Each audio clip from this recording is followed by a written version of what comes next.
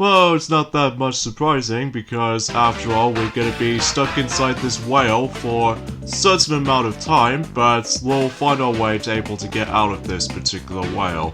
Hey, what's up everyone? I am Duffy Duck here once again, and I'm back for some more of yet again for the likes of the Maxi Toys videos once again. And ladies and gentlemen, welcome back for some more of Let's Play of Super Monkey Ball 2 for the Nintendo GameCube. So last time we have pretty much gone through World 3, which is of course under the ocean. And today for this episode is the fact that we are moving on now on to World 4, in this case inside the whale. So either way though, as far as I remember correctly, back in Journey Forms a long time ago, like I remember that long ago, where essentially as a kid, that I've never actually passed for this particular world, only because of two of those levels usually I was going to be talking about until later. But for now, let's go ahead and get started with, of course, Pro Skaters, and I'll need to time my straight up things itself, and because of that, I managed to get myself my green goal for the first attempt. Even though, unlike the ones and how it does it, if you follow through our Let's Play of Super Monkey Ball Deluxe, that basically Sonic did manage to did that for multiple attempts, but luckily for me, I managed to done this on the first attempt. So anyways, oh god, this level, it reminds me of so much about the fact that no matter what though, is the fact that this gives me a lot of nightmares as a kid, whenever the first time I've got this game. But luckily, since I've grown older, I pretty much know exactly what I'm doing, especially because of the fact that since we did already play through Super Monkey Ball Deluxe before, but now, every now and then, we pretty much got this. So either way though, oh jeez, that was close. Especially noticeable, I'm almost gonna get hit for that particular ending portion right there. But luckily I did manage to accomplish that. But nothing compared until whenever we get on to, you know, stage 10, which, oh boy, stage 10 is something else. Level 4-3, Beehive, even though since I've almost at the actual banana count up to 300 or something like that, even though it might be impossible to see right now for me, just because, you know, if I was going to be doing some commentary and stuff like that, sometimes I never know my bananas count very well. So in this case, we'll grab, you know, some more bunch of bananas during that particular segment, so because of that, hopefully we're also able to keep up with the actual banana count until whenever we reach up for about, you know, our major goal for, you know, specifically for story mode, we'll try our best if we're able to go ahead and aim for, you know, 999 bananas as soon as we can. Because of that, you know, I just feel like just trying to do it for the sake of the ultimate challenge up ahead. Even though there are some level exceptions, just because, well, usually, relatively speaking, I found it was a little bit tricky and difficult to achieve it, so yeah, I guess that makes it obvious for that point. So yeah, obviously today's day is of course the 14th of September today, in this case in 2020.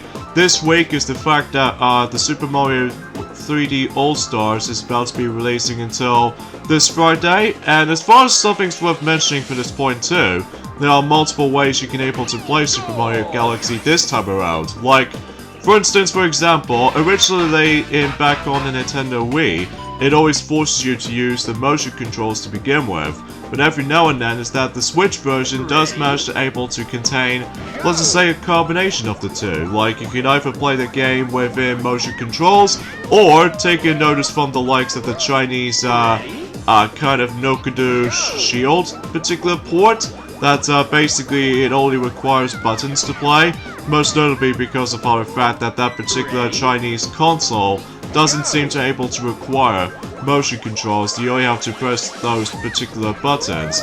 But so far, from what I can tell, is the fact that the Switch version is basically a combination of the two. You can either just use the Joy-Con controllers for motion controls, or you can use the Switch Pro controller for basically just do the same thing as in the forms of the Chinese HD port to, you know, the Shinoku edition or something. So either way though, that seems pretty obvious, and as far as I can definitely tell the difference between the two consoles, as far as I can tell from this point, is that, usually relatively speaking, is the fact that the Chinese version of Super Mario Galaxy in the Nokodu Shield edition, and in order to able to do some sort of like a spin attack, or a spin jump if you will, you have to basically press the X button. But on the Switch version, as far as I've noticed on certain websites or something like that, basically you have to press the Y button instead of the X button. I have no idea why, but I'm guessing it's probably because of more of an easy kind of, you know, button presses or something, so.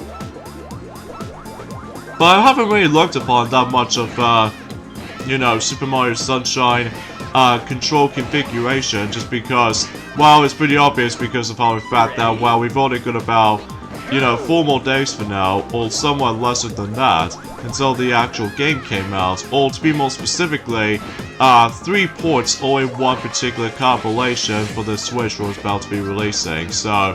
But then again, it's a good purchase if you manage to miss out on the forms of the original versions of these 3 games, specifically Super Mario 64, and Super Mario Sunshine, as well as Super Mario Galaxy. If you miss those out throughout the whole entire life, then basically you've now managed to able to purchase the Switch version of those 3 games. Although keep in mind though is the fact that these are pretty much limited run, sadly. Because of that though, you need to hurry up before it's too late, so. But as far as I can tell, we've only got about 6 months left, so that's as far as I'm guessing correctly, so. Oh, can I get to the green goal? Yes, I do. And in fact, we actually did this particular world not too shabby, except for that particular moment where I did have a lot of trial and error situations in triangle holes, and especially noticeable with that, you know, a little bit of mistakes during the coin slots, even though it only took me about 2 attempts on that particular level, just because of that particular green goal that I just simply managed to achieve. That way I can able to actually just bypass that completely, so. Next level we have is of course Seesaw Bridges, and unlike the ones in challenge mode where basically that you can definitely manage to able to see the whale's mouth is opened, as well as you know, the actual blowhole is actually C, or I don't know how do I usually explain this for this point, because, well, unfortunately I still got myself my dried throat, so hopefully until when it gets to on Wednesday, I should probably be able to actually be settled with, even for, you know, commentaries at the same time throughout, so. Yeah, that's that done. Oh god, overall part. Oh god. I hate this level so much. Especially noticeable how the fact that it's almost entirely random and luck too. Even though it doesn't even compare it until whenever we get towards the very end of the game. But either way though, I think I should probably end things up here as soon as while this is going. So even then though, join me next time on Let's Play Super Monkey Ball 2 is the fact that we're about to be moving on to World 5, which appears to be Amusement Park. Oh please, please, please, please. Am I gonna do this on the first attempt? Yes, I done this on the first attempt! Woo! Yes! Anyway, sorry about that. So yeah, I'll see you guys on Wednesday for World 5.